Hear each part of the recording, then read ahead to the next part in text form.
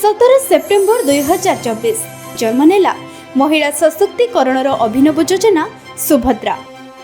यशस्वी प्रधानमंत्री श्री नरेंद्र मोदी करकमल शुभारंभ होइथिला एही सुभद्रा योजना। ओडिशार लोकप्रिय मुख्यमंत्री श्री मोहन चरण माझी नेतृत्वाधीन सरकार चलित 17 सेप्टेम्बर 2025 रे पालन करने जाउछंती सुभद्रार प्रथम वर्ष पूर्ति। सुभद्रा योजना एक व्यापक अभियान रूप नेबा आज जाउछि। किशोरी मानक ठारू आरंभ करी भिन्न भिन्न बयसर महिला माने सशक्त एवं समृद्ध होई परिवार ये व्यवस्था भितर आज सुभद्रा योजना अछि।